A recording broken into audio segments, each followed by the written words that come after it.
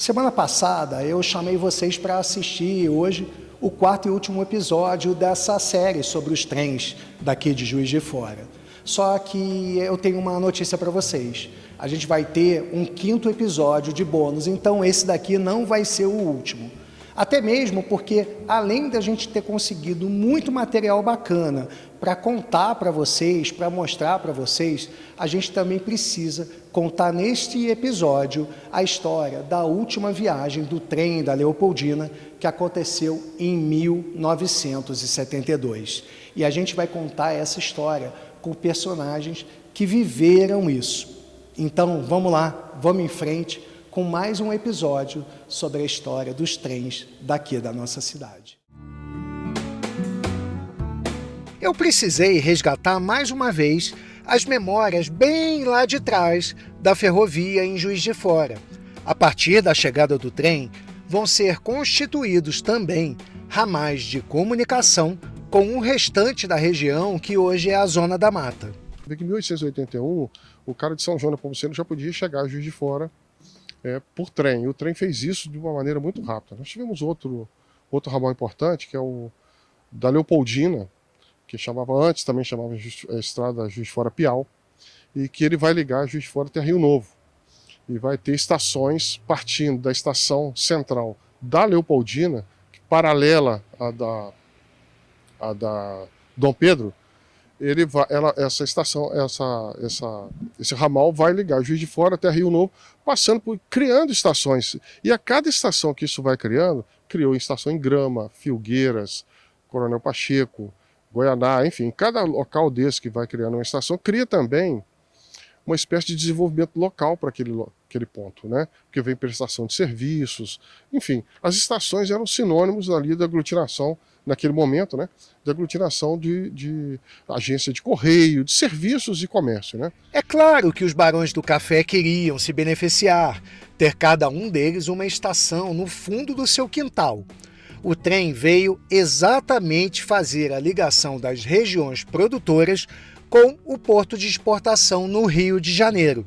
Eles tinham muito poder, terras, escravizados, a produção econômica e, naquele momento, um meio de transporte incrível. Então houve um acordo e a Leopoldina adquiriu a estrada de ferro Juiz de Fora Piau, fez a ligação e ficou. Então era uma estrada muito bonita, tá? Trouxe muita, vamos dizer, ligação de Juiz de Fora com toda essa região. Inclusive, começou-se nos anos 20 a fazer uma linha em terceiro trilho, que a gente chama de bitola métrica, da estação de Juiz de Fora até Benfica, e depois no ramal de Benfica, que ligaria a Bom Jardim de Minas à rede mineira de viação. Então é interligar a Leopoldina, toda a região da Mata, com a região do sul de Minas e vertentes que tem lá. O trem Juiz de Fora ele é tão importante no início do século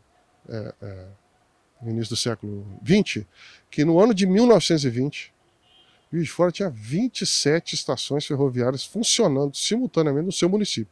27. Obviamente contando essas estações da própria Estrada de Ferro Dom Pedro, como dos seus ramais, né? E são 27 estações ferroviárias simultaneamente, nós estamos em 1920.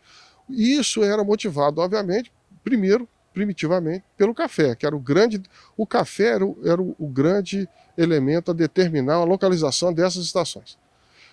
E secundariamente, supletivamente, é que veio a importância dada aos passageiros. Quer dizer, o primeiro grande elemento definidor da localização era o café. Nós temos até 2 exemplos fantásticos aqui na nossa região, que na época pertenciam a Juiz de Fora, hoje não. Nós temos Souza Guiar e nós temos Cedo Feita, que são 2 estações que foram criadas, bancadas, construídas com dinheiro de proprietários de cafeicultores. Eles pagaram a construção dessas 2 estações. Por mais que as pessoas não tenham uma visão clara sobre isso, o trem passa a interligar Juiz de Fora com o restante do Brasil e o Brasil com todo o mundo. Assim, todos passam a compartilhar os mesmos momentos, sejam eles de prosperidade ou de crise. E o trem veio substituir, praticamente exterminar, com o modal de transporte que era, de certa forma, era recente, que era a União Indústria. Porque quando o trem chega, o trem veio de forma arrasadora, em todos os sentidos, né? Quer dizer, se o Mariano Procópio, ao abrir a União Indústria, ele fez uma evolução enorme em relação à Estrada do Alfred, porque ele tinha até um transporte através das suas diligências, né, da Mazepa, enfim, que transportava 14 pessoas, 16 pessoas, que transportava 400 quilos de café. Isso era, obviamente, que era uma evolução em relação à mula, em relação ao cavalo. Enfim, mas quando chega o trem, não há competição. O trem transporta toneladas, o trem transporta centenas de passageiros. E ele decreta, durante boa parte, durante bom tempo, o fim da União Indústria. E isso é um ritmo que vai até na década até 1929. Quer dizer, com a crise econômica mundial, com o fim da importância única do café, a região, de certa forma, ela entra em depressão econômica. E aí nós vamos ter um trem que vai ter que se virar para fazer outros tipos de transporte ou começa a encerrar suas atividades. Então a Leopoldina continuou aqui, mas nos anos 50, com a saída do Brasil que houve da Segunda Guerra Mundial, nossas ferrovias, por não terem o apoio dos países que fabricavam as peças, Inglaterra, Estados Unidos, por causa da guerra, estavam numa situação muito ruim tecnicamente e de material. Então houve um acordo norte-americano deles fornecerem as verbas e o material, mas o Brasil teria de fazer uma reavaliação de suas ferrovias. As ferrovias que eram consideradas, vamos dizer assim, falidas, né? As que eram antieconômicas, ramais deficitários, trens, e nisso aí trouxe uma coisa muito ruim, que nós perdemos uma grande parte das nossas ferrovias, inclusive o nosso ramalzinho aqui. E esse ramal, o último trem foi em 1º de janeiro de 72. Existe um filme ainda que fez aqui da saída da cidade, e eu tirei aquela foto que perpetua aquilo ali. Então, olhando para essa foto, eu falei assim, engraçado, isso me traz uma lembrança que eu não sei qual que é.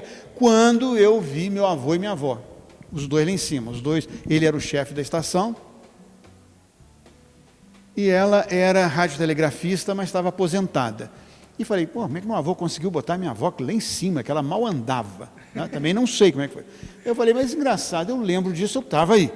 Aí eu olhei para esse moleque aqui, falei, eu sou esse moleque. Mas meu avô não ia me deixar ficar de chinelo, ele mal me deixava ficar de bermuda. Ele era chato. Aí que eu comecei a procurar mais, encontrei um outro moleque lá no lado de lá, falei, eu aqui, esse aqui sou eu. Então, estou eu aí na última fotografia do trem indo embora.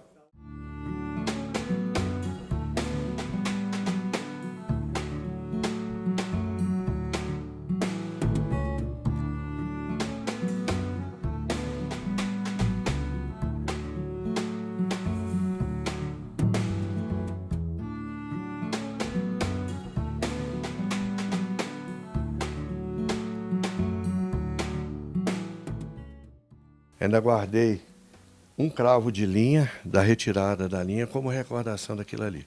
Mas foi uma época muito triste que a gente via que as ferrovias nossas, que custaram tanto dinheiro ao erário público, a nós, que levaram tanta alegria, tantas pessoas, tantas saudades, né? As ferrovias, as estações eram um ponto de chegada de todos, né? Quando via um político, alguma coisa, né? As estações ficavam engalanadas. Quando a Leopoldina se encerrou, houve uma depredação geral. Eu nunca tinha visto isso na minha vida, eu fiquei apavorado. Que foi uma onda de gafanhotos a pegar as coisas e levar embora. Eu fiquei olhando aquilo, eu falei com meu avô, eu lembro de ter falado isso com ele, o pai, eu chamava de pai, ô pai, esse pessoal está levando as coisas embora. Eu falei, meu filho, eu não posso fazer nada. Está encerrado, eu não sou mais o chefe daqui. Então, Com o passar do tempo, eu fui localizando algumas peças em algum lugar. Por exemplo, um marcador de passagem que tem ali, faz clac, clac, eu achei uma vez num botequim que a gente foi tomar cerveja, tinha um negócio lá com a flor em volta. O Castanon toca em um ponto importante, porque muito se fala sobre a nostalgia e o afeto em relação aos trens. Só que havia também um sentimento muito além desse dos trabalhadores da Leopoldina. Quando se encerrou, o sentimento não foi esse de dor, de nostalgia, foi um sentimento de que acabou, e agora? Como é que vai ser? O que vai acontecer? Então, os funcionários, por exemplo, ficaram muito nervosos porque acabou o emprego deles. O que eles iam fazer? Então, eu conheço muita gente que entrou em depressão. Hoje a depressão, naquele tempo não era, né? Quem viveu ou trabalhou na ferrovia não consegue se afastar com facilidade. Aliás, nem quer deixar de ser lembrado dessa maneira. Anos depois da última viagem da Leopoldina, o Dirceu foi trabalhar na ferrovia no fim da década de 70. Ele chegou até ao cargo de chefe do escritório regional da rede de Juiz de Fora. Eu sou ferroviário, aliás, tem muita gente que fala, eu fui ferroviário. Não, eu sou ferroviário, eu continuo ferroviário. E desde 1979. Em 79, nós estávamos assim no início, pouco tempo, coisa de não tinha 10 anos ainda, do projeto MBR, quando foi feita uma grande mudança, uma grande modernização.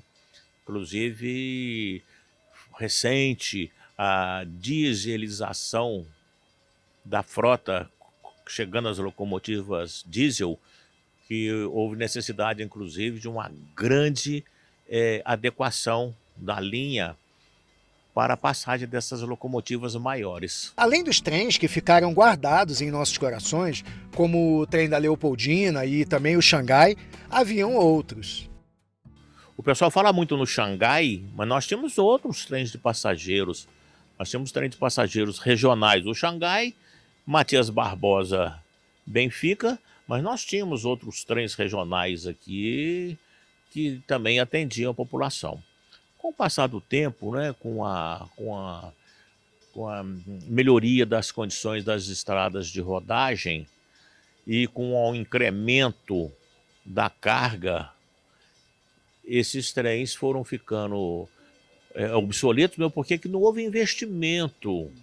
Você hoje falar no Xangai como um transporte de massa é até uma maldade com o passageiro, porque não existem condições de conforto. Você falar no Xangai hoje, naquelas condições, com os carros, com bancos de madeira e tudo, do jeito que ele era, como opção de turismo, excelente.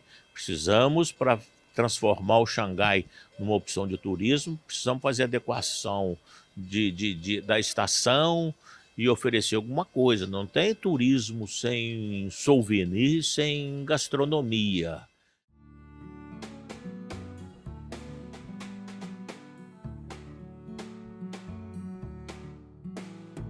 Quantas vindas, quantas idas, quantas chegadas, quantas despedidas, quantos amores e desamores nas estações, né?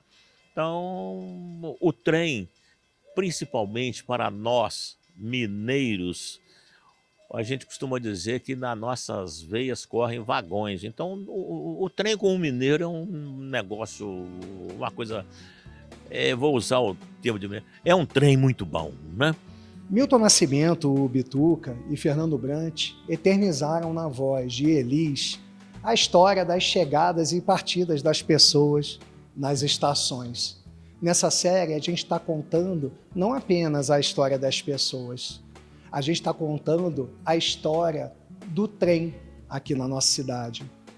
O início e o fim do Xangai, o início e a despedida também da Leopoldina. Eu espero que vocês tenham gostado de mais esse episódio do Resgatando Juiz de Fora sobre os trens. E agora sim, eu convido vocês para o último episódio do Resgatando Juiz de Fora, que vai acontecer na semana que vem. Todo mineiro gosta de um caos, não é? E a história dos trens tem bastante.